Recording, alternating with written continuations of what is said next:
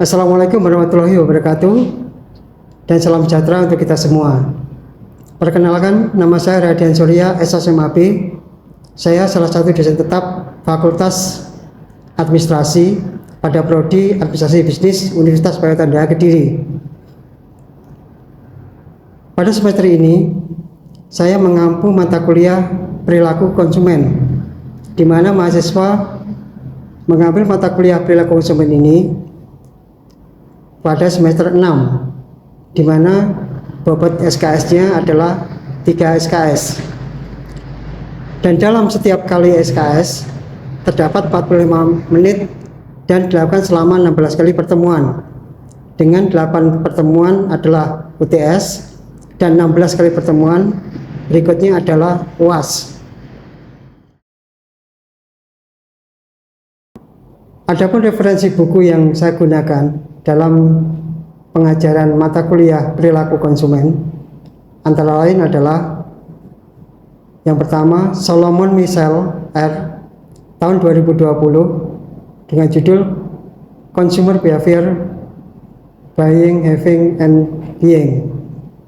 Yang kedua Sumarwan Ujang tahun 2014 Perilaku Konsumen, Panduan dan Riset dan Praktek Keputusan Konsumen, penerbit Galia Indonesia.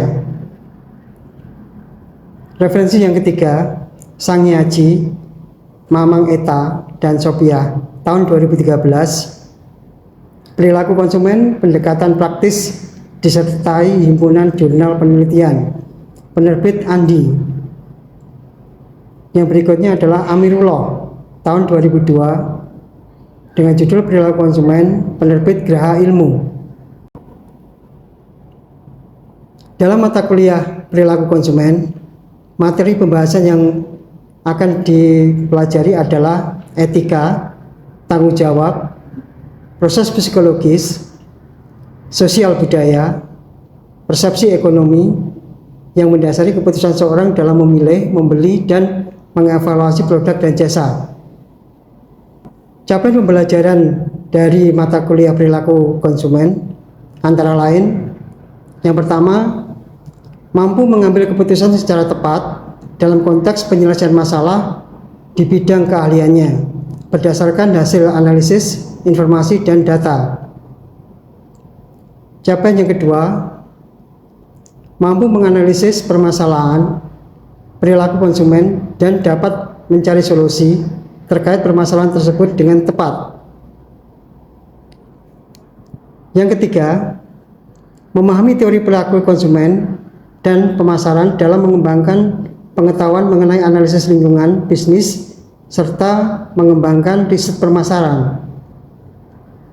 Yang keempat, menguasai konsep dan prinsip dasar perilaku konsumen sebagai dasar dalam melakukan kegiatan pemasaran untuk mengambil kebijakan mengenai bauran pemasaran, menetapkan segmentasi pasar, merumuskan positioning, dan pembedaan produk.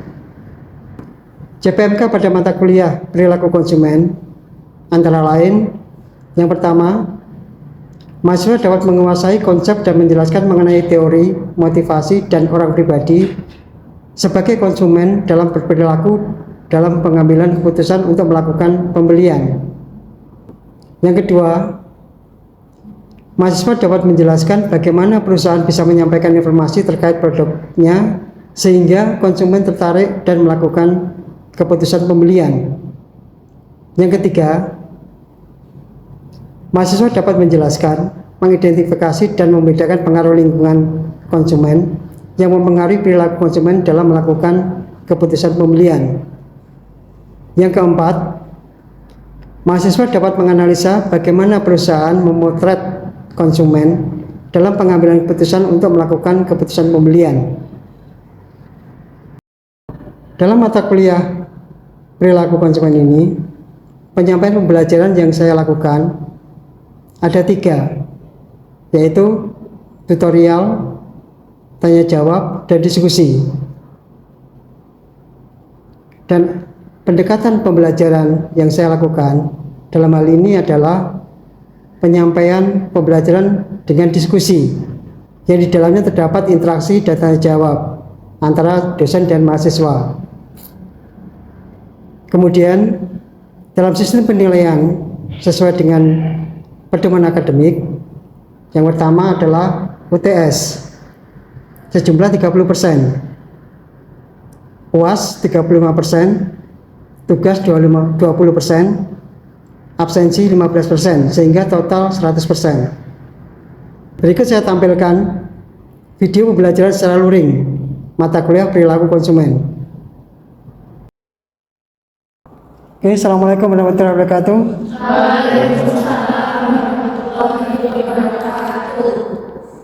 Ya, sebelum kita mulai perkuliahan hari ini, marilah kita berdoa menurut agama dan kepercayaan masing-masing. Berdoa mulai.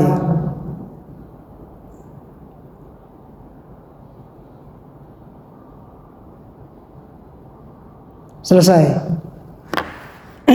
Baik, untuk absennya tolong dibagikan dulu.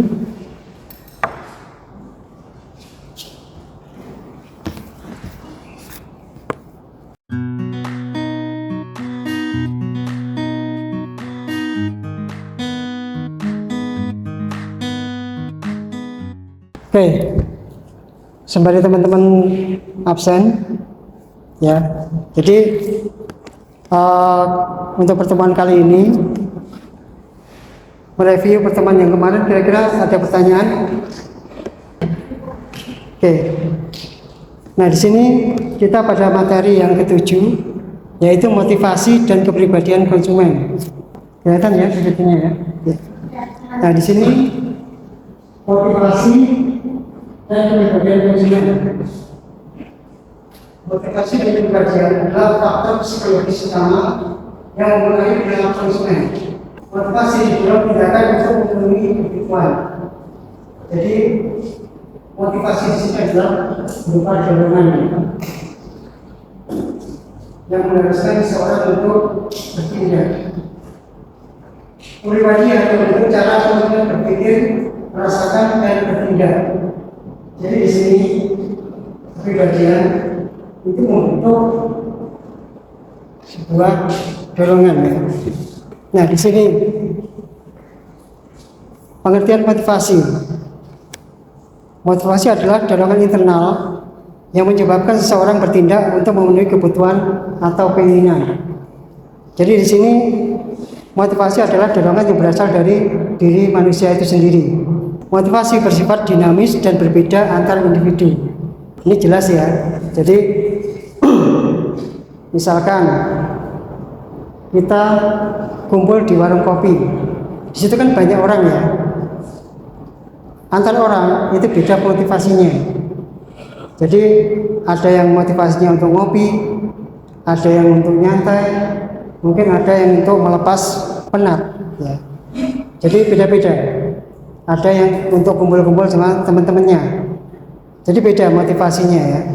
Nah, di sini dijelaskan bahwa teori motivasi menurut Abraham Maslow itu ada 5 ya. Yang pertama fisiologis, yang kedua keamanan, yang ketiga sosial, yang keempat penghargaan, dan yang kelima aktualisasi diri. Nah, fisiologis di sini contohnya ya, kebutuhan fisiologis itu adalah kebutuhan pribadi kita sendiri. Misalkan makan, minum. Nah, kalau di tempat kerja ada karyawan, kita kan seperti karyawan ya, kerja di perusahaan, kita dapat gaji. Gaji itu termasuk kebutuhan apa? Kira-kira ada yang tahu? Gaji yang diterima karyawan setiap bulan itu termasuk kebutuhan apa? Apakah fisiologis atau sosial? Fisiologis ya, karena diperlukan untuk memenuhi kebutuhan sehari-hari. Nah, di sini kebutuhan fisiologis itu yang berkaitan dengan diri manusia itu sendiri. Nah, kemudian keamanan. Di sini berupa perlindungan atau asuransi. Kalau di tempat kerja, seorang karyawan bisa bekerja dengan baik kalau ada jaminan dari perusahaan. tanpa ada jaminan keamanan dari perusahaan, maka karyawan tersebut akan tidak bisa bekerja dengan baik. Pasti dia akan was-was di setiap waktunya, setiap harinya. Kemudian yang ketiga, sosial, yaitu pertemanan atau komunitas. Jadi di sini manusia memiliki kebutuhan untuk bersosialisasi. Kalau ibu-ibu, apa kira-kira bisa dicontohkan ibu-ibu itu? Kalau di luar dia punya komunitas. Komunitas apa? Arisan. Nah, atau mungkin berbelanja bersama-sama. Kemudian yang keempat, penghargaan. Di sini status atau pengakuan. Nah, di sini biasanya orang itu akan cenderung sangat memerlukan, ya. Karena dengan penghargaan yang diterima, seorang karyawan di perusahaan itu akan lebih bekerja dengan tekun, lebih giat lagi. Penghargaan di sini contohnya apa kira-kira? Kalau di perusahaan, kenapa? Kenaikan pangkat atau kenaikan gaji. Kalau di pendidikan, apa kira-kira? Kalian dapat beasiswa, prestasi. Nah, kira-kira senang nggak? Senang, ya. Yang kelima, aktualisasi diri, yaitu pencapaian potensi penuh. Di sini kalian sebagai mahasiswa, bentuknya seperti apa kira-kira aktualisasi diri? Artinya kalian diberikan keleluasaan untuk belajar sebebas-bebasnya, setinggi-tingginya. Sama kalau di perusahaan, ya, kita bisa mengaktualisasikan diri kita, kemampuan kita semaksimal mungkin untuk perusahaan. Kalau kalian untuk lembaga pendidikan, gitu ya. Nah, di situ ada bentuk diagram, ya. Jadi di sini ada piramida. Yang paling tinggi apa di situ? Aktualisasi diri. Karena manusia ujung-ujungnya dia mulai belajar dari tingkat SD, SMP, SMA, perguruan tinggi sampai ke pekerjaan. Itu yang dibutuhkan adalah aktualisasi diri. Mengapa demikian? Karena semua manusia itu pengen penghargaan atas dirinya, atas kerjanya, atas apa yang dilakukannya. Jadi dia pasti akan suatu saat akan menunjukkan kemampuan yang ada pada dirinya untuk semuanya, ya, untuk masyarakat dan lingkungan. Jadi kalian nanti kalau sudah bekerja, tunjukkan kemampuan yang ada di diri kalian sendiri. Capai tujuan setinggi langit, ya. Oke, kemudian teori motivasi. Di sini ada 3 ahli. Di antaranya teori motivasi berdasarkan McClellan. Kebutuhan akan prestasi, afiliasi, dan kekuasaan. Jadi di sini McClellan menekankan kepada kebutuhan akan prestasi, afiliasi, dan kekuasaan. Kemudian teori Herzberg, di situ motivator dan faktor higiene. Teori Freud, motivasi didorong oleh dorongan bawah sadar. Kira-kira paham yang dimaksud di sini? Dorongan bawah sadar itu apa? Dorongan bawah sadar, apa kira-kira? Dorongan yang berasal dari alam bawah sadar manusia, ya. Jadi bisikan yang ada di diri manusia itu sendiri. Peran motivasi dalam konsumsi. Yang pertama, membantu memahami mengapa konsumen memilih produk tertentu. Jadi di sini yang pertama membantu memahami mengapa konsumen memilih produk tertentu. Peran motivasi di sini, ya. Yang kedua, mempengaruhi preferensi merek. keputusan pembelian, dan loyalitas. Yang keempat, strategi pemasaran, menyesuaikan pesan iklan dengan motivasi konsumen. Nah, di sini motivasi seperti yang saya sampaikan di awal tadi, itu adalah dorongan ya. Dorongan untuk mengambil tindakan. Kemudian yang berikutnya, pengertian kepribadian. Kepribadian adalah karakteristik psikologis yang konsisten dan membedakan individu. Jadi pribadi di sini itu membedakan antara teman yang satu, teman yang lain ya. Individu yang lain, individu yang satunya. Jadi berbeda. Yang membedakan adalah kepribadian. Masing-masing orang itu berbeda ya. Yang kedua, mencerminkan cara berpikir, merasakan, dan bertindak. Yang ketiga, faktor kepribadian mempengaruhi pilihan produk, gaya hidup, dan perilaku pembelian. Oke, di sini ada teori kepribadian. Ada 3 teori. Yang pertama, trait teori, teori ciri. Kepribadian terdiri dari ciri yang stabil. Misal, ekstrovert, neurotik, terbuka terhadap pengalaman. Kemudian psikoanalitik teori, perilaku dipengaruhi oleh dorongan bawah sadar yang tadi ya.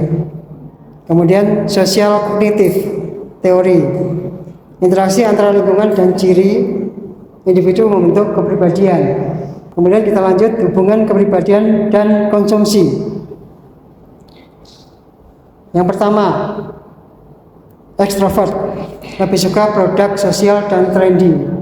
Kira-kira di sini teman-teman bisa mengerti ya, ekstrovert lebih suka produk sosial dan trendy. Trendy itu adalah produk atau barang masa kini ya. Jadi lebih terbuka terhadap perkembangan zaman. Kemudian introvert, memilih produk yang fungsional dan nyaman. Jadi di sini produknya yang dibutuhkan adalah produk yang benar-benar dibutuhkan. Jadi tidak mengacu pada produk yang trendy. Inovatif, tertarik pada produk teknologi baru dan produk eksperimental. Nah, di sini inovatif itu adalah tertarik pada teknologi yang baru dan produk eksperimental. Jadi produk-produk yang masih masa apa? Kenapa? Masa kini. Ya, produk eksperimental. Jadi produk yang belum terlalu diproduksi luas, jadi masih baru di sini. Nah, di sini ada motivasi dan kepribadian. Perbedaannya ya, berdasarkan aspek sifat. Motivasi berasal dari dorongan internal. Kepribadian karakteristik psikologis tetap. Jadi di sini berdasarkan aspek sifat beda. Aspek fungsi menjelaskan mengapa konsumen bertindak, menjelaskan bagaimana konsumen bertindak. Jadi di sini yang membedakan adalah motivasi itu adalah mengapa dan kepribadian adalah bagaimana. Contoh, membeli kopi untuk energi itu adalah sebuah motivasi. Kepribadian memilih merek kopi hanya karena selera atau gaya hidup. Kemudian di sini kita lihat sebentar strategi pemasaran berdasarkan motivasi dan kepribadian. Dan di situ ada penargetan, penyesuaian brand, iklan, kemudian menciptakan pengalaman dan produk. Ini teman-teman mungkin ada yang perlu ditanyakan atau diskusikan, silakan. Oke, menginjak materi diskusi. Ini ada 2 hal yang perlu kita bicarakan bersama. Jadi yang pertama, seberapa penting harga mempengaruhi keputusan pembelian? Seberapa penting harga mempengaruhi keputusan pembelian? Oke, silakan. Menurut saya harga itu sangat berpengaruh signifikan dalam keputusan pembelian karena pembelian ini dapat dipertimbangkan dengan harga segitu dapat dibuat seperti apa, jadi nanti bisa membuat pembeli itu tahu barang itu layak atau tidak untuk dibeli. Ya, Mbak Angel dari ya, terima kasih Mbak Angel. Jadi memang harga ini sangat penting ya, sangat penting karena ketika kita membeli barang, kita kan juga perlu tahu ya harganya berapa, sesuai dengan kebutuhan kita apa enggak, itu ya. Oke, terima kasih Mbak Angel. Oke, yang kedua, apakah promo atau diskon mempengaruhi keputusan pembelian? Saya Pak Ide. Ya, silakan. Menurut saya adalah karena biasanya konsumen itu merasa mendapatkan harga yang lebih menguntungkan dibandingkan dengan harga biasanya, sehingga meningkatkan minat konsumen dan mendorong mereka untuk membeli produk biasanya itu lebih dari lagi. Ya, terima kasih. Dengan Mbak siapa?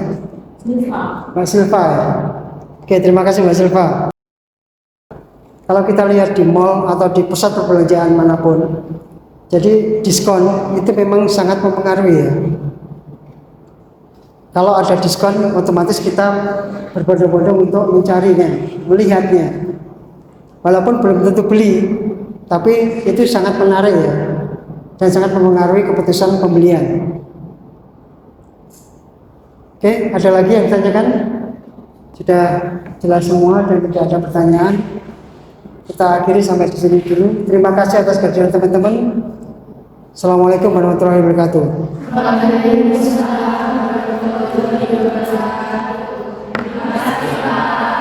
Demikianlah video pembelajaran untuk unjuk kinerja PDD UKT PT.